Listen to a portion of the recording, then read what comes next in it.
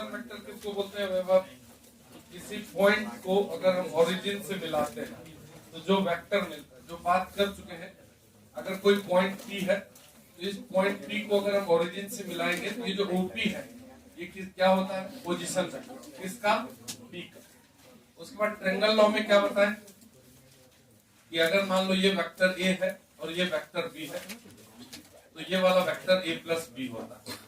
ये ना ट्रायंगल, मतलब अगर ट्रायंगल का दो लगातार साइड दो वेक्टर से रिप्रेजेंट हो रहा है तो जो तीसरा साइड है उनके सम से रिप्रेजेंट होता है। उसका पैरेललोग्राम में बताएंगे कि अगर कोई पैरेललोग्राम है और इसके दो साइड A और B है तो इसी से अगर हम पैरेललोग्राम बना दिए हैं तो ये वाला डायगोनल जो है ये प्लस वाला है, ये प्लस B, और ये वाला डायगोनल जो है वो माइनस B। ये सब बात की क्लोज फोटो में जहां से चलते हैं वहीं पे अगर हम पहुंच जाते हैं, अगर कोई ट्रायंगल है ABC, ठीक, तो यहाँ पे अगर AB vector plus BC vector plus CA vector है तो ये क्या हो जाएगा जी? ऑब्जेक्टिव में बिहार बोर्ड में क्या लिखा रहेगा? एक ऑप्शन में AC, तो जो लेके रखते हैं मतलब नशा वशा उसको AC और CA समझ में नहीं आता, उसको लगता है A और C है ना, ओके धड़ाक बोलता सब मार दिया तो AC मतलब और CA मतलब अलग अलग चीज होता है। AC और CA बराबर नहीं होता, वेक्टर है ये, समझ रहे हैं ना बात को? AC मतलब A से C का वेक्टर, CA मतलब C से A का वेक्टर। तो ऐसा ऑप्शन पहला नंबर पे रहेगा और दूसरा तीसरा या चौथा नंबर पे रहेगा, या एक ऑप्शन नन दे देगा, वो देगा ही नहीं असली वाला, तो नन हो जाएगा। समझ में है ना सर? AC लिखा हुआ नहीं दे देना है, क्या हो जाएगा यहाँ पे? CA। तो ये सब बात हम कर चुके थे। अब थोड़ा सा वेक्टर, पोजीशन वेक्टर मतलब पॉइंट ही है।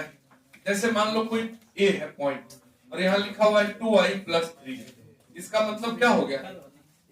ये A एक पॉइंट है जिसका क्या दिया हुआ है? पोजीशन वेक्टर दिया हुआ है, मतलब ये x में 2 पे है और y में 3 पे। ये सब बात हम समझ जाएंगे। जैसे हम बोलते हैं कि कोई दो वेक्टर है, चलो दो पॉइंट है, चलो जैसे A पॉइंट है और ये B पॉइंट, अब बीच में अगर कोई P पॉइंट होता था जो इसको M और N के रेशियो काटता था, सेक्शन फॉर्मूला, तो हम क्या बोलते थे? इस A का और B का कोऑर्डिनेट गिवन रहता था mx2 + nx1 divided by m + n, के x कोऑर्डिनेट होता था, फिर my2 + थोड़ा मोड़ा याद भूल गए। उसी प्रकार से अगर A का पोजीशन वेक्टर दिया हुआ है A और B का पोजीशन वेक्टर दिया हुआ है B, और P कोई तीसरा पॉइंट है जो इस A B को मिलाने वाला जो सेगमेंट है उसको m/n में काटता है, तो P का कोऑर्डिनेट क्या होगा? डायरेक्ट वेक्टर P का पोजीशन वेक्टर क्या होगा? तो उसको निकालने के लिए सीधा सेक्शन P का पोजीशन वेक्टर क्या होगा?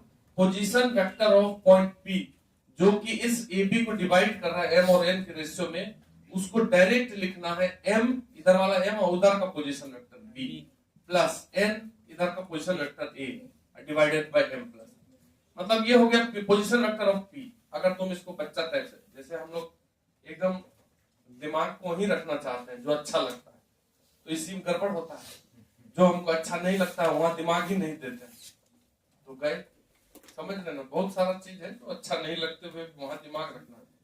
तो अगर हम A को ऐसा बोल देते हैं कि ये 2,3 है, अब B को बोल देते हैं कि कुछ लिखा हुआ है 4,6, P निकालना है जो m/n में काटना है। क्या निकालते? P का x क्या निकालते? P का अगर कोऑर्डिनेट अल्फा बीटा था तो अल्फा निकालते हम mx2, m into 4, तो 4m प्लस n into इधर का x 2n divided by m plus n, और बीटा क्या निकालते? my2, तो 6m plus n 3n divided by m plus n। तो इस P का जो पोजीशन वेक्टर होता इतना i प्लस इतना j होता। बात समझ रहे? अब यहाँ पे MB है तो MB का मतलब B के जगह पे ये वेक्टर रखेंगे ना। अगर ये B वेक्टर दिया हुआ है मान लो 4i + 6j, यहाँ दिया हुआ है 4i + 6j, तो यहाँ रखोगे 4i + 6j। n इसका पोजीशन वेक्टर दिया है 2i + 3j, यहाँ रखेंगे। फिर i वाले को एक साथ रखेंगे, j वाले को तो फिर दो पार्ट में टूट जाएगा। तो हमको उतना नहीं सोचना है, हमको डायरेक्ट वेक्टर वेक्टर लिखना है। तो ये सेक्शन फॉर्मूला है, इसको क्या बोलेंगे? Section formula. सब वही है, कॉम्प्लेक्स नंबर में भी सेक्शन फॉर्मूला लगा देंगे। समझ? कॉम्प्लेक्स नंबर क्या होता है बताओ? रियल और इमेजिनरी एक्सिस पे पॉइंट है वो, इधर रियल एक्सिस होता था, ऊपर इमेजिनरी एक्सिस होता था। इसमें भी तो आई जे लिखे हुए हैं, एक आई है कि जे है, वहीं पॉइंट रखा हुआ है तो वेक्टर निकाल दिए थे। उसी तरीके से कॉम्प्लेक्स नंबर में नहीं कर देते थे बहुत सारे, हम समझ रहे हैं वो पॉइंट है, सिर्फ रियल और इमेजिनरी कोऑर्डिनेट है, इसलिए बीच में प्लस लगा देते थे समझने के लिए। बात समझ नहीं आती, देखो अभिनंदन लगा देना बुला कर, ठीक है। तो ये सेक्शन फॉर्मूला है वेक्टर में, मतलब अगर एक वेक्टर, एक पॉइंट का पोजीशन वेक्टर ए है, दूसरे पॉइंट का पोजीशन वेक्टर बी है, अगर कोई तीसरा पॉइंट पी है बीच में जो इस सेगमेंट को एम और एन के रेशियो में काटता है, तो उसका पोजीशन वेक्टर, इस पॉइंट का जो पोजीशन वेक्टर होगा वो क्या होगा, तो m इंटू इधर का वेक्टर प्लस n इंटू इधर का vector divided by m plus. अब पोजीशन वेक्टर में कोई डाउट नहीं रहना चाहिए, तुमको हेड आउट कल नहीं करना क्या होता है पोजीशन वेक्टर। तो अगर हमको दो, इसका पोजीशन वेक्टर, इसका पोजीशन वेक्टर गिवन है, तो हम बीच के किसी भी पॉइंट का पोजीशन वेक्टर डायरेक्ट लिख सकते हैं अगर ये रेशियो प्राप्त हो तो। अगर ये p मिड पॉइंट हो जाए, if p is mid point, तो अगर p मिड पॉइंट हो जाएगा तो क्या हो जाएगा बताइए, तो m और n बराबर हो जाएगा। सिंपल बात है, जैसे उसमें करते थे 2D में, वैसे ही यहाँ पे करेंगे। अगर p मिड पॉइंट है तो p का कोऑर्डिनेट हो जाएगा सीधा ये वाला वेक्टर अब प्लस ये वाला वेक्टर b डिवाइडेड बाय 2, ये मिड पॉइंट का पोजीशन वेक्टर हो जाएगा। समझ रहे हैं ना बात। ऐसे तुम m बराबर n कर दो यहाँ तो कट कुट के नीचे 2 हो जाएगा। तो सारा फॉर्मूला तुम लिख सकते हो ऐसे सोच के, मतलब हमको अगर डाउट हो तो इसको एक वेक्टर मान लेना है मन में, ये है x1i प्लस y1j, ये है x2i प्लस y2j, यानी कि x1y1 है, ये x2y2 है। तो जैसे उसमें करते थे वैसे इसमें करेंगे, कोई दिक्कत वाला बात नहीं है। ये खाली सेक्शन फॉर्मूला लिख लीजिए copy. ABCD is a parallelogram. ABCD is a parallelogram whose diagonal intersect at P. Whose diagonal intersect at P. Whose diagonal intersect at P. Then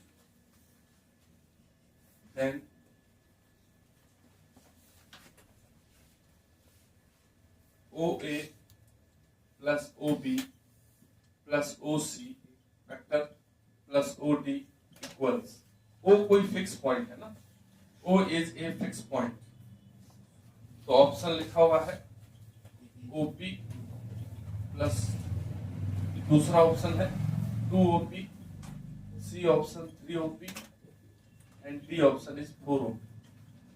अगर एक ABCD पैरेललोग्राम है, ABCD वर्टेक्स है, diagonal P पे मिलता है, तो ये चारों का सम क्या होगा, OA plus OB plus OC plus OD। वो कोई फिक्स पॉइंट है, ओरिजिन मान लो, ठीक है। तो मतलब O से मिलाने वाला वेक्टर है, तो तुम पोजीशन वेक्टर से सोच सकते हो। ये एक पैरेललोग्राम है, ये A हो गया, ये B हो गया, ये CD हो गया, और ये डायगोनल है जो P पे मिल रहा है। तो पैरेललोग्राम का डायगोनल कहाँ मिलता है, मिड पॉइंट, बाइसेक्ट करता है, समझ गए। तो ये पैरेललोग्राम का डायगोनल P पे मिल रहा है, यानी कि बीच में है।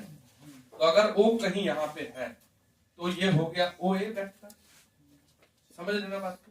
मतलब OA वेक्टर मतलब A का पोजीशन वेक्टर, OA वेक्टर मतलब A का पोजीशन वेक्टर, OB वेक्टर मतलब B का पोजीशन वेक्टर, OC मतलब B का पोजीशन वेक्टर। तो तुम अभी तुरंत देखें कि अगर P मिड पॉइंट है A और C का, है ना मिड पॉइंट, तो P वेक्टर को अगर लिखना चाहेंगे, P का पोजीशन वेक्टर अगर लिखना चाहेंगे, तो इसका पोजीशन वेक्टर प्लस इसका पोजीशन वेक्टर का आधा।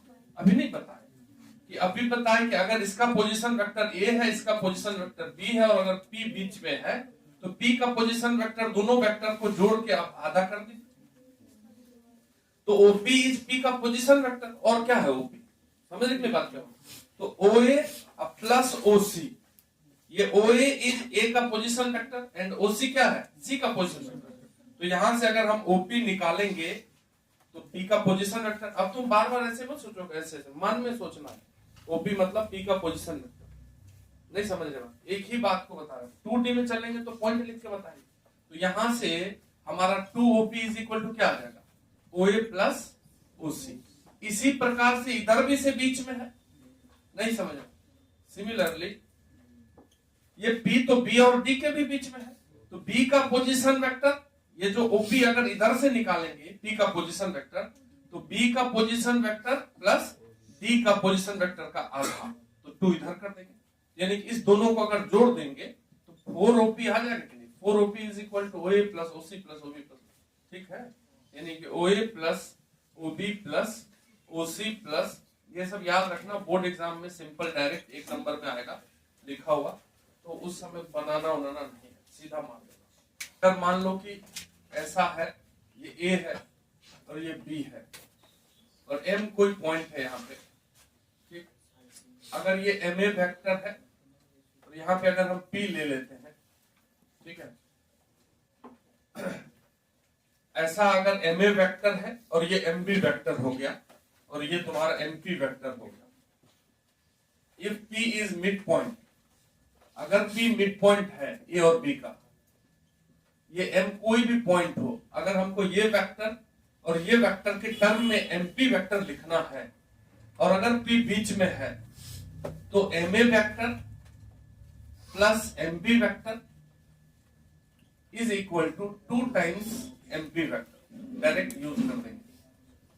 अगर ये एक वेक्टर है, ये एक वेक्टर है और ये तीसरा वेक्टर है, ये वाला पॉइंट बीच में आ रहा है A और B, तो हम जो है कि MA वेक्टर, MP वेक्टर और MB वेक्टर में ये रिलेशन सेट कर सकते हैं, कहीं भी यूज कर सकते हैं, इसको लिख लीजिए।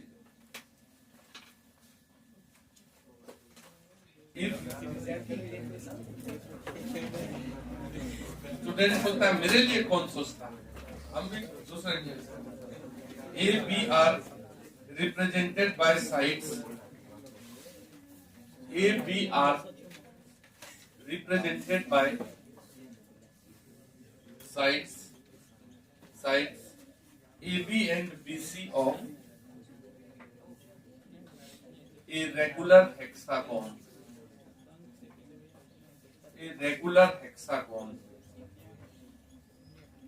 अब हेक्सागोन वगैरह तो भूल ही गए होंगे, नहीं, दो साइड है यहाँ पे, ठीक है, हेक्सागोन का नाम लिख दो, 6 को लिख दो, ABCDEF, ये हो गया hexagon. Then vector represented by FA, then vector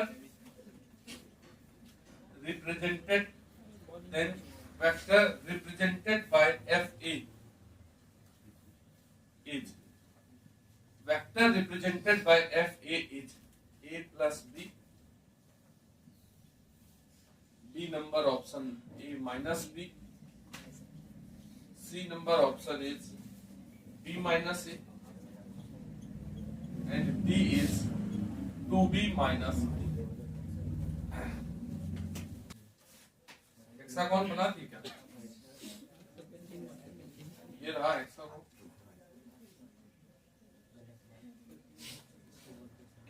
regular बराबर है सब तरफ,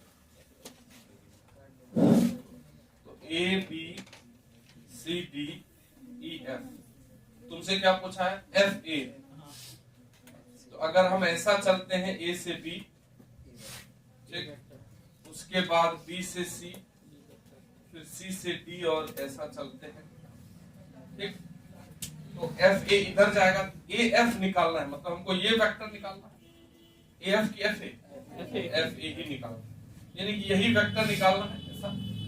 तो तुम देखो आमने सामने वाले को देखो, F A वेक्टर और ये वाला वेक्टर C D दोनों बस एक दूसरे का उल्टा पुल्टा है, F A इधर है और C D, यानी कि F A जो है वो C D का माइनस है, नहीं तो हम C D निकाल लेते हैं, उसमें माइनस लगा दें, नहीं समझे बात को?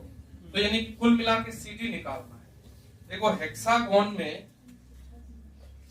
एक बात अगर मान लो नहीं जानते हो तो नोट खाली कर लेंगे, ये अगर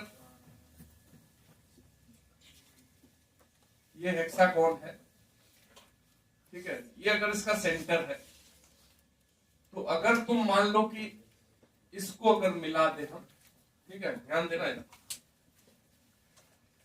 अगर इसको ऐसे मिला देंगे तो ये एक पैरेललोग्राम बनता है, समझ